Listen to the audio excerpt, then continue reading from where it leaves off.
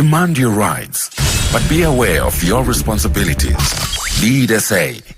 Okay, let's go to Renier. Thanks for holding on, Renier. Hi, Jenny. Afternoon, and hello to your guest as well. I just wanted to say, a couple of years ago, one of our family members had a little girl that turned out to be Down syndrome. And with all the kids growing up and stuff, you know, you go and you grow up and the kids and you get your birthday present, here's a car for you. You don't really think. And then when this little girl was born, suddenly we started to realize it's going to be special toys and all of that. And we found it very hard to get a place that you can go to that will have information specifically for Down syndrome kids, what kind of toys to buy. Do you buy them blocks? Do you buy them a doll? Do you buy puzzles and stuff? And it took us a couple of months before we eventually got a toy store that was quite very helpful and started getting the right toys for the child to play with and for mind development and stuff.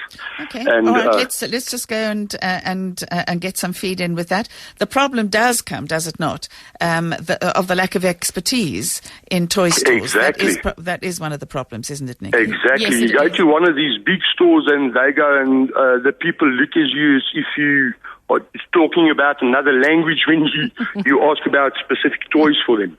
All right, let's go to Nikki. Well, Jenny, play is the language of childhood. So, and it's the least understood language of childhood. It's the way to teach a child absolutely anything. And even the children with the most severe learning disorders, you can get through to them through play. After all, that is what occupational therapists and neurodevelopmental physiotherapists do all day, is they play with children. They literally rewire and repattern the brain through play. Whether they have a child on a skateboard on its tummy, pulling itself along using a rope, and by doing that they're building the strength of the shoulder girdle for handwriting, or whether they have them up a ladder picking stilts off the windowsill and chucking them down as if they are throwing asteroids from the moon. Once again, they use the imagination and creativity, and it's that one-on-one connection. And through repetition, you literally wire the brain and you create memory cells within the brain. And it's just amazing what you can do with severely challenged children. So are you saying they don't need special toys? A lot of toys can be adapted. And if you did have a child with special needs, I would definitely go to an occupational therapist for some advice on what exactly you need to be doing with that child and which toys would be, suitable, because they know exactly what they are trying to rewire in that child and repattern in that child. And, there is so much out there, but it really does help when parents are interested, because very often children get taken for therapy and the parent is not involved at all, and the parent doesn't go and find out about how they can extend. They don't know what's going on. How can they extend that stimulation for the child? And there is so much one can do. Let's go to Michael. Hi there, Michael. Hi, Jenny. Hi to Nikki. Hi, Michael. I wanted to start off by saying I saw Nikki speak at our school. I think it was 2009, 2010. And she's a wonderful speaker, and it was very, very inspiring for everybody who was there. My question relates to managing expectations and managing disappointment. I'm just sort of imagining, the average sort of northern suburbs child who I would imagine from the age of 3 is very aware of status. How would one manage their sense of status, their expectations, their disappointments if they're getting homemade gifts? I think once again you need a bit of a mix. At the age of 3, you can probably have something big, cheap and cheerful that didn't cost you a lot of money for the high impact.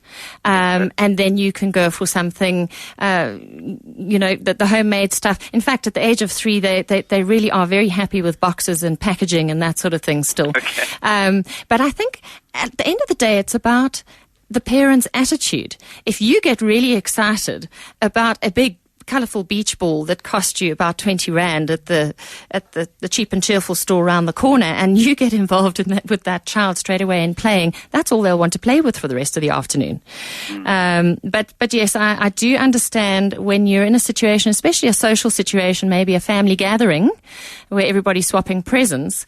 I think a lot of families today kind of set a benchmark as to what they will spend per head, make it affordable for everybody. Sometimes families club together and everybody puts money into one big or expensive product or toy for each child, as opposed to everybody buying a lot of rubbish.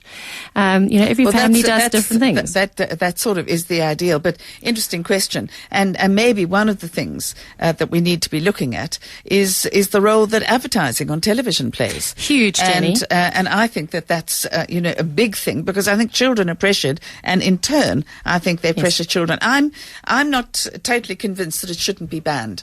So that's something we can talk about in the next hour.